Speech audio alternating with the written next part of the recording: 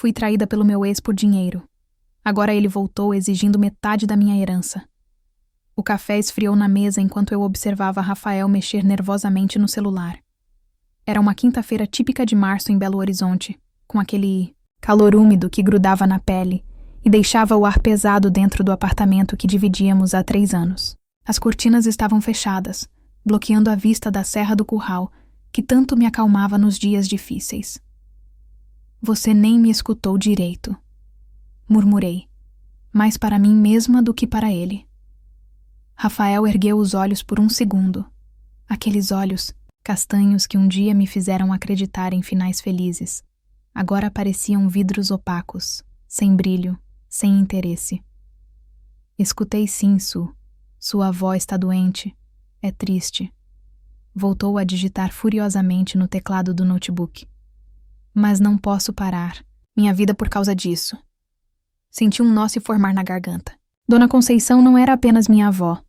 Era minha confidente, minha segunda mãe, a mulher que me ensinou que palavras têm poder e que uma xícara de café bem forte resolve quase tudo.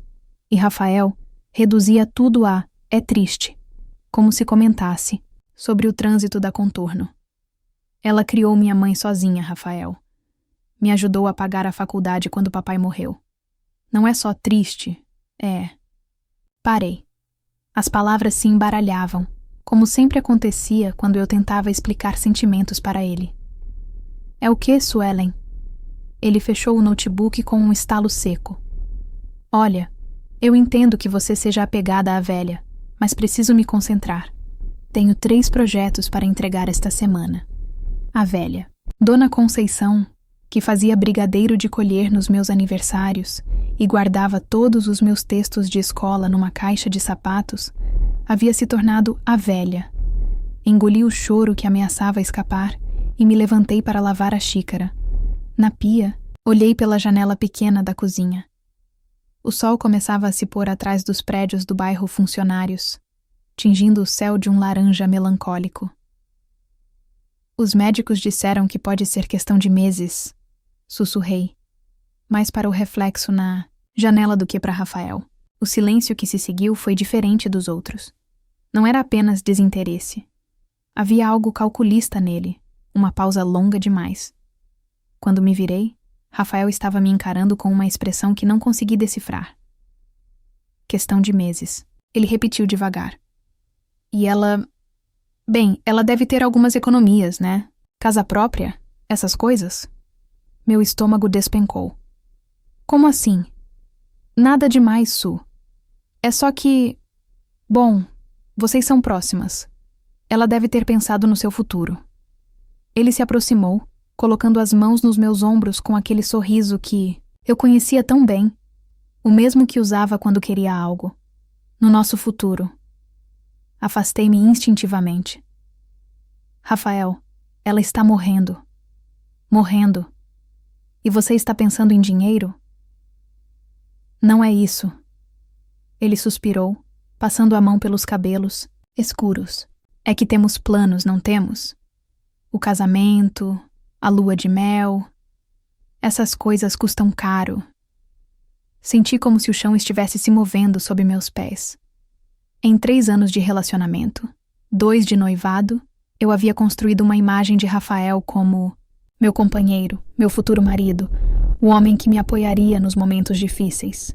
Mas ali estava ele, calculando heranças enquanto minha avó definhava numa cama de hospital. Preciso ir vê-la amanhã, disse testando. Você vem comigo? A hesitação durou apenas 2 segundos, mas foi tempo suficiente para eu ver a verdade.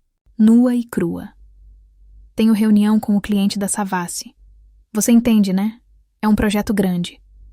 Sempre havia uma reunião, um projeto, uma desculpa. Nos últimos meses, Rafael parecia evitar tudo que envolvesse minha família, meus sentimentos, minha vida que não girasse em torno dele e suas ambições na área de tecnologia. Naquela noite, deitada ao lado dele enquanto ele dormia placidamente, olhei para o anel de noivado no meu dedo. Um solitário simples, bonito, que ele havia comprado parcelado em 10 vezes. Na época, achei romântico ele se esforçar tanto. Agora me perguntava se não havia sido apenas mais um investimento calculado. A lua entrava pela persiana entreaberta, desenhando listras de luz no teto. E pela primeira vez em 3 anos, me senti completamente sozinha ao lado do homem que eu acreditava amar. 3 semanas depois, meu mundo desmoronou por completo. Dona Conceição havia partido numa manhã de segunda-feira, enquanto eu segurava sua mão no Hospital das Clínicas. Suas últimas palavras foram um sussurro que carrego comigo. Você é mais forte do que imagina, minha menina. Voltei para casa atordoada, com os olhos inchados de tanto chorar. Rafael estava na sala, organizando papéis numa mesa que eu nem sabia que tínhamos. Uma pequena escrivaninha que ele trouxera de seu antigo apartamento. Sinto muito pela sua avó, disse ele sem levantar os olhos dos documentos. Mas precisamos conversar. Eu ainda usava a roupa do hospital. Ainda sentia o cheiro de desinfetante nas mãos. Mal conseguia processar a perda, e Rafael queria conversar sobre papéis. Agora não, murmurei, caminhando em direção ao quarto. Suelen, pare. Sua voz teve um tom que eu nunca havia ouvido antes. Frio, determinado. Sente-se. Algo no jeito como ele falou me fez parar. Virei-me devagar, observando-o pela primeira vez com atenção total. Rafael havia se arrumado. Camisa social, cabelo penteado, como se fosse para uma reunião de trabalho. Tem algo que preciso te dizer. Ele finalmente me olhou, e vi naqueles olhos uma decisão já tomada.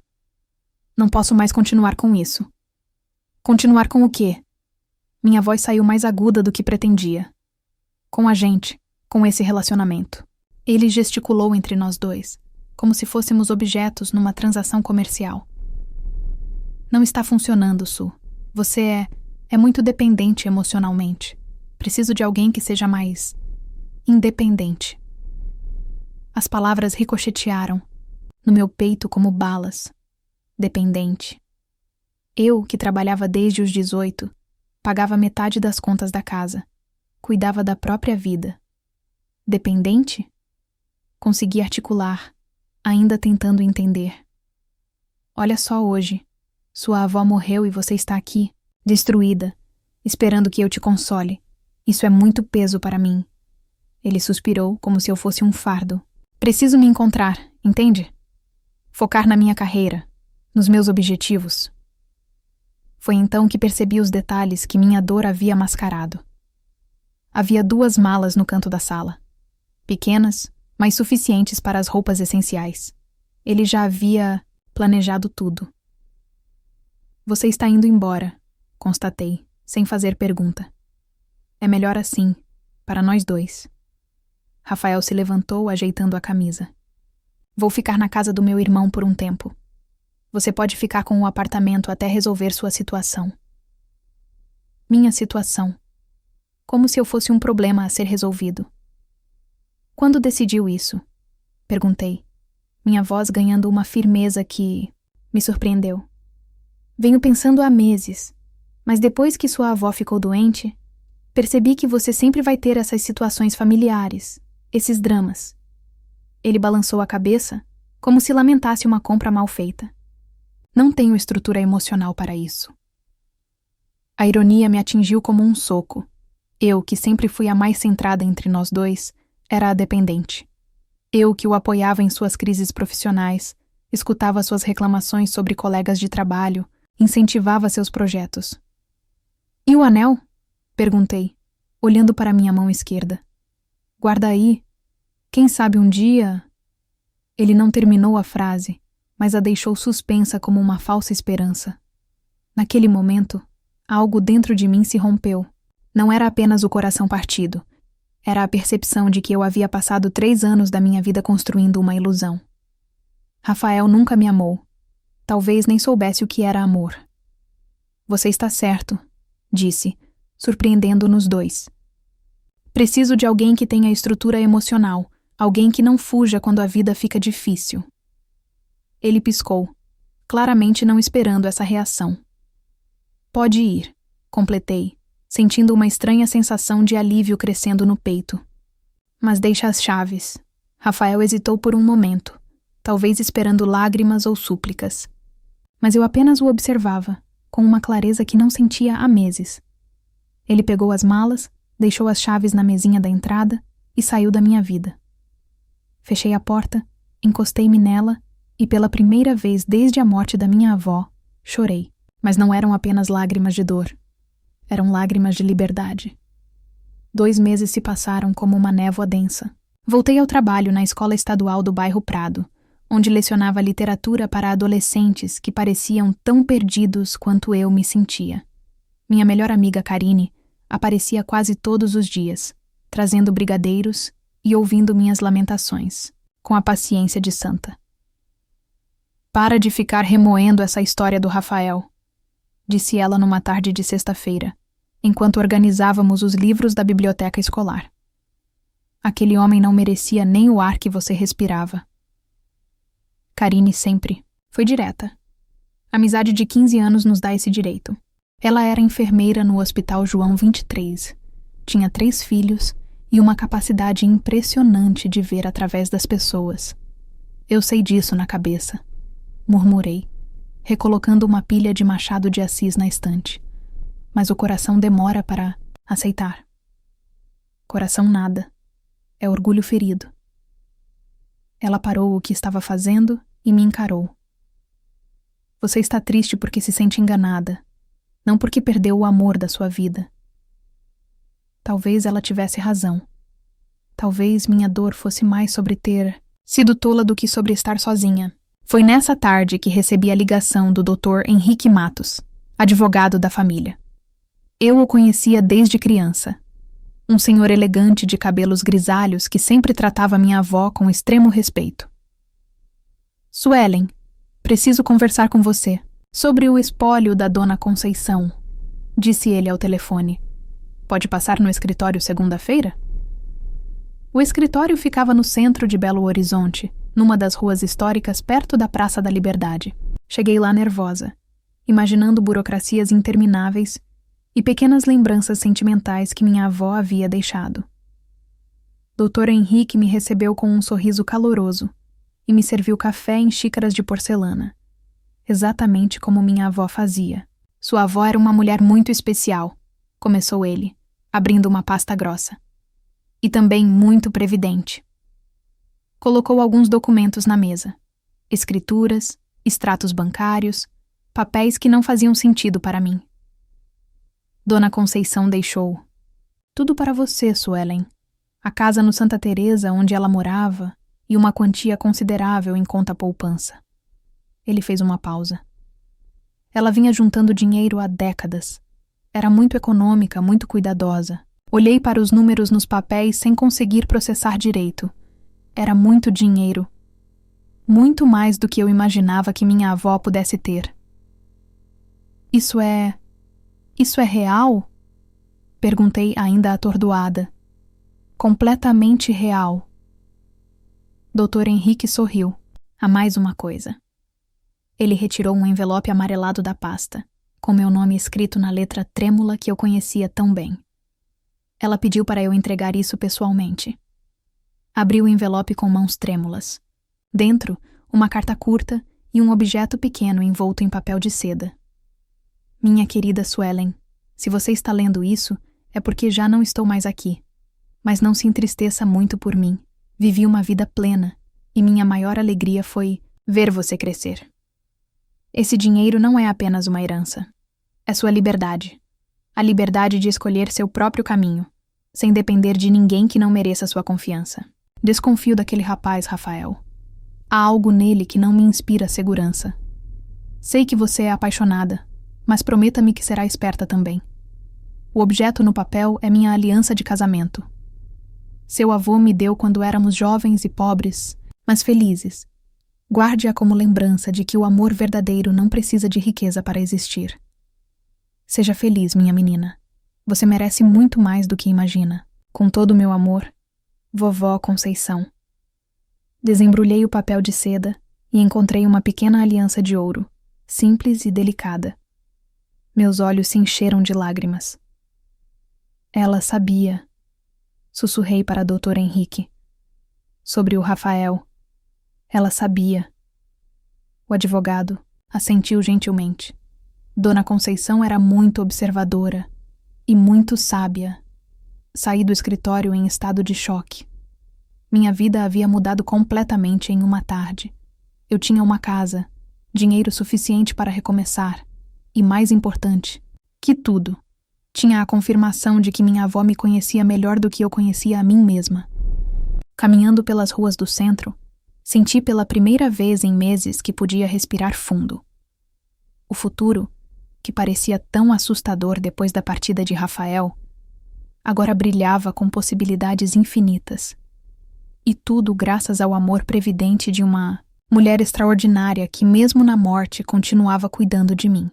3 meses depois da descoberta da herança, minha vida havia tomado uma direção completamente nova. Pedi demissão da escola e estava reformando a casa da vovó no Santa Teresa para transformá-la numa livraria-café. O projeto me consumia de forma positiva. Escolher cores para as paredes, decidir onde ficaria a estante de literatura brasileira, imaginar as tardes que passaria servindo café e conversando sobre livros com os clientes. Meu irmão Douglas me ajudava com a parte pesada da reforma. Ex-militar, ele havia voltado para Belo Horizonte depois de anos servindo em Brasília. E nossa proximidade renasceu naturalmente. Era reconfortante ter alguém da família por perto, alguém que me conhecia desde sempre. Você está radiante, disse Karine numa tarde de domingo, enquanto escolhíamos louças para a cafeteria numa loja no Mercado Central. Fazia tempo que não te via assim. Era verdade. Pela primeira vez em anos eu me sentia dona do meu próprio destino. A dor da perda da vovó ainda existia, mas havia se transformado em gratidão por tudo que ela me havia ensinado e deixado. Foi quando publiquei a primeira foto da reforma no Instagram que minha paz foi quebrada. Que projeto incrível! Comentou uma conta que me fez o estômago revirar. Rafael Tech MG. Ele havia curtido a foto e deixado 3 comentários em sequência, como se fosse a coisa mais natural do mundo. Bloqueei o perfil imediatamente, mas o estrago estava feito. Saber que ele estava me observando me deixou inquieta o resto da semana. Na quinta-feira seguinte, ele apareceu na porta da casa em reforma. Eu estava subindo uma escada para instalar uma luminária quando ouvi a voz familiar do lado de fora. Su, você está aí? Desci devagar, o coração disparando. Através da janela, vi Rafael parado no portão, com aquele sorriso encantador que um dia me fazia derretar. Agora apenas me irritava. Abri a porta sem descer os degraus da entrada, mantendo distância física e emocional. O que você quer, Rafael? Nossa, que hostilidade! Ele riu, mas vi nervosismo em seus olhos. Não posso visitar uma velha amiga? Não somos amigos. Minha voz saiu mais firme do que eu esperava. Você deixou isso bem claro quando fugiu no dia que minha avó morreu. Olha, eu sei que as coisas terminaram mal entre a gente. Ele se aproximou do portão, apoiando as mãos nas grades. Mas eu estava confuso, passando por um momento difícil na carreira. E eu estava passando por um luto. Cortei-o. Mas isso não importa mais. O que você quer? Rafael olhou para a casa em reforma, para os baldes de tinta, para as sacolas de materiais de construção. Seus olhos calculistas avaliaram cada detalhe. Soube que sua avó deixou algumas coisas para você. Tentou soar casual, mas a ganância era quase palpável. Que legal que conseguiu investir num projeto próprio. Como você soube disso? Belo Horizonte é pequena, né? Ele deu de ombros. As pessoas comentam. Vi suas fotos também. Está ficando lindo. Senti uma mistura de raiva e nojo. Rafael havia me abandonado quando eu mais precisava. Mas agora que sabia da herança, reaparecia com desculpas e interesse renovado. Escuta, Su. Sua voz ficou mais suave, quase íntima. Eu errei muito. Estava assustado com a ideia de compromisso, de responsabilidade. Mas esses meses longe de você me fizeram perceber o quanto te amo. A palavra amor em sua boca soou obscena. Amor? Ri, um som amargo que me surpreendeu. Você não sabe nem o que essa palavra significa. Sei, sim. Ele estendeu a mão através das grades, tentando tocar a minha. E sei que ainda me ama também. Vi como olhou para mim agora. Recuei instintivamente. Eu te olhei com nojo, Rafael. Há diferença. Seu rosto se contraiu, mas ele rapidamente recompôs a expressão. Que tal a gente conversar direito? Tomar um café, como nos velhos tempos? Insistiu. Tenho tanto para te contar, inclusive sobre uns problemas que tive no trabalho. Você sempre foi boa em me dar conselhos. Ali estava, a isca. Ele queria minha compaixão, meu dinheiro, minha casa. Queria voltar para a vida que havia abandonado, agora que ela valia mais. Não, disse simplesmente. Não tenho interesse em conversar com você, Rafael, e não apareça mais aqui. Comecei a fechar a porta, mas ele gritou. Você vai se arrepender, Suelen. Ainda tenho direitos. Moramos juntos por 3 anos. Fechei a porta e encostei-me nela, tremendo de raiva. Mas desta vez, não era o tremor da vulnerabilidade. Era o tremor de quem finalmente havia encontrado sua força. 2 semanas depois da visita de Rafael, recebi uma intimação judicial.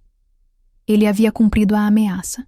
Estava me processando por direito à meação dos bens adquiridos durante nossa união estável. Meu sangue ferveu ao ler o documento que alegava contribuição financeira para minha manutenção e participação indireta na aquisição da herança. Douglas explodiu quando contei para ele. Esse desgraçado acha que pode se aproveitar de você mesmo depois de morto. Dr. Henrique, meu advogado, me tranquilizou durante nossa reunião de estratégia.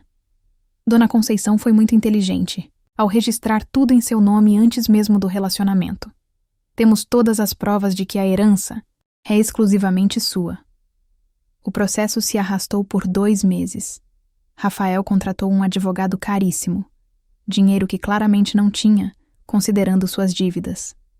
Durante esse período, ele intensificou a perseguição. Aparecia na livraria, em Reforma, mandava flores com cartões melosos, criava perfis falsos nas redes sociais para comentarem minhas fotos. A gota d'água foi quando descobri que ele havia espalhado mentiras sobre mim no trabalho antigo, dizendo que eu havia seduzido um homem comprometido para roubar sua herança de família. Karine me contou, furiosa, que a história estava circulando pelos grupos de WhatsApp da cidade. Ele está tentando destruir sua reputação para pressionar você a desistir do processo, analisou Douglas. É uma tática de intimidação. Foi Karine quem teve a ideia brilhante. Por que não fazemos uma live no Instagram contando a verdade? Deixa as pessoas conhecerem sua versão dos fatos. Nunca havia me exposto dessa forma, mas algo em mim havia mudado nesses meses. A mulher insegura que aceitava migalhas de afeto havia sido substituída por alguém que não temia mais defender sua verdade. Na live, contei tudo. Como Rafael me abandonou no dia que minha avó morreu, como reapareceu apenas após descobrir a herança, como estava me perseguindo e espalhando mentiras. A resposta foi avassaladora. Centenas de mulheres compartilharam experiências similares, ofereceram apoio, transformaram minha história numa discussão maior sobre relacionamentos abusivos. Rafael se tornou o vilão da internet da noite para o dia. O julgamento foi marcado para uma quarta-feira chuvosa de junho. Entrei no fórum de Belo Horizonte com Douglas e Dr. Henrique, usando o terno preto que havia comprado especialmente para a ocasião. Não por luto, mas por força. Rafael estava lá com seu advogado, tentando parecer convincente num terno que claramente havia alugado. Quando nossos olhos se encontraram, vi neles algo que nunca havia visto antes. Medo. O homem que sempre me intimidou com sua suposta superioridade, agora tremia diante da mulher que havia despertado. Meritíssimo, disse Dr. Henrique ao juiz. Esta é uma tentativa clara de enriquecimento ilícito. O requerente abandonou a requerida no momento mais difícil de sua vida e só retornou após descobrir sobre a herança. Apresentamos todos os documentos. A herança registrada em nome de minha avó décadas antes de eu conhecer Rafael, comprovantes de que eu pagava minha própria manutenção, até mesmo prints das mensagens dele reconhecendo que havia me deixado por ser dependente demais. O advogado de Rafael tentou argumentar sobre contribuição emocional e construção conjunta do relacionamento, mas as evidências eram irrefutáveis. Quando o juiz anunciou a sentença, senti as palavras ecoarem como música. Julgo improcedente. O pedido do requerente. A herança é patrimônio exclusivo da requerida, adquirido por sucessão legítima, sem qualquer participação do ex-companheiro. Rafael saiu do tribunal cabisbaixo, finalmente confrontado com as consequências de suas escolhas. Eu saí de cabeça erguida. 6 meses depois, Café com Letras estava funcionando a pleno vapor no Santa Teresa. Às quintas-feiras, organizávamos encontros para mulheres que haviam passado por relacionamentos abusivos. Era minha forma de honrar não apenas a memória de Dona Conceição, mas também a força que ela me ensinou a encontrar em mim mesma. Sentada na varanda da livraria numa tarde de domingo, segurando uma xícara de café e observando o movimento da rua, toquei a aliança simples da minha avó que agora usava no dedo mindinho. Minha avó não me deixou apenas uma herança financeira. Ela me deixou algo muito mais valioso, a certeza de que eu tinha força suficiente para construir minha própria felicidade, sem depender de ninguém que não fosse digno dela. E essa era uma riqueza que ninguém jamais poderia me tirar. Fim. Obrigada por assistir até o final. Você gostou da história? Deixe um comentário. Quero saber o que você achou. Não se esqueça de deixar seu like e se inscrever agora para receber mais relatos emocionantes que você não vai querer perder. Ative o sino para ser notificado sempre que um novo vídeo for lançado. Vejo você na próxima história. Muito obrigada.